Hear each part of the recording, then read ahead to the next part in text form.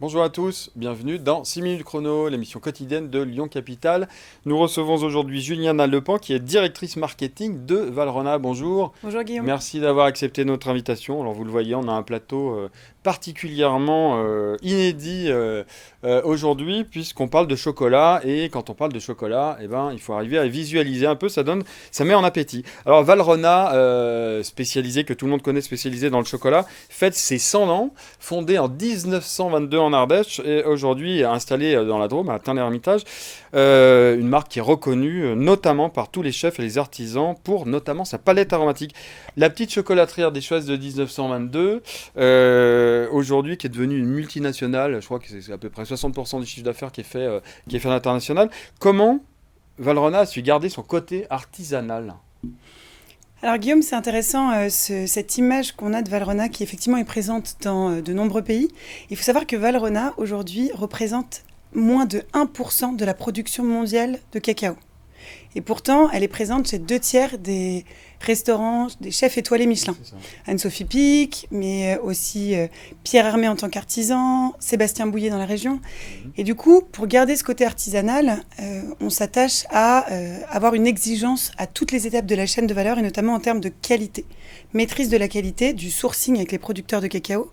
On a 17 215 sourceurs, producteurs de cacao. Pardon, on a 17 215 producteurs de cacao. Avec des relations long terme dans 15 pays, des prix fixes, des quantités fixes. On travaille avec 867 collaborateurs. Donc ça reste une petite entreprise à l'échelle de cette multinationale on peut avoir cette image-là. Et enfin, on a des chefs dans le monde entier, des clients avec qui on travaille et qui sont extrêmement fidèles. On a beaucoup de chance là-dessus. Donc pour garder ce côté artisanal, c'est vraiment le souci de la qualité, de l'engagement, de la passion et de sans cesse repousser les limites de la créativité avec cette exigence du goût. Alors justement, créativité, c'est une bonne transition parce qu'effectivement, donc on l'a dit, Valrhona a 100 ans. Comment est-ce que la marque, elle a traversé le siècle? Donc j'imagine qu'il y a eu des innovations, si on peut parler d'innovation de rupture ou pas? Tout à fait. En fait, à partir de 1986, quand Antoine Daudet, qui est l'actuel directeur marketing, reprend les rênes grâce à Jean-Noël Bongrain de Valrhona, Valrhona pour Vallée du Rhône, c'est pour ça que la marque s'appelle comme ça. 86 et inventé le chocolat le plus amer au monde. Guanara, 70% de cacao. Il n'y avait aucun chocolat qui avait un pourcentage de cacao aussi élevé au monde.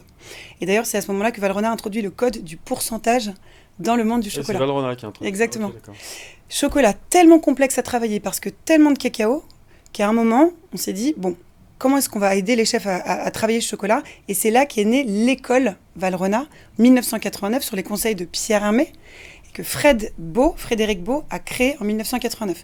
Donc en fait, cette école, c'est une vraie innovation, parce que c'était de se dire comment est-ce qu'on va aider les chefs à travailler la matière chocolat, et quels que soient les types de chocolat qu'elle aura dans les mains. Vous créez l'école par rapport à une innovation de rupture qui avait été créée en 86. Donc l'école Valrhona, c'est au départ destiné aux professionnels. Exactement.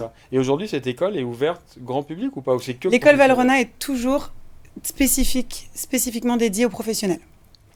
D'accord. Alors, il y a l'école Valrhona et puis en 2000, je crois que c'est 2013, Cité du chocolat.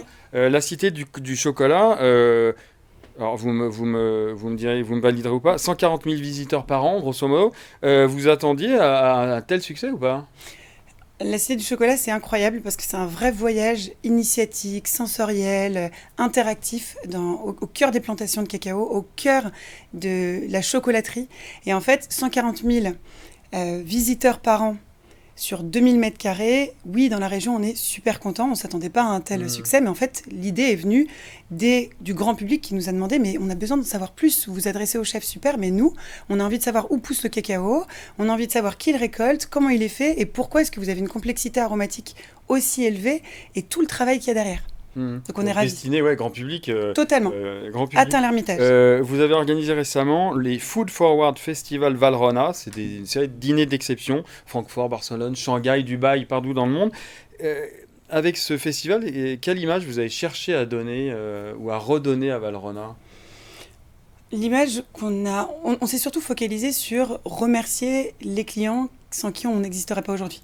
Donc on s'est dit on va faire un événement où on va célébrer de façon la plus locale possible dans certaines villes du monde autour d'une thématique hyper précise qui, pour nous, fera autorité dans les 100 ans à venir. Donc, une thématique engagée de la gastronomie.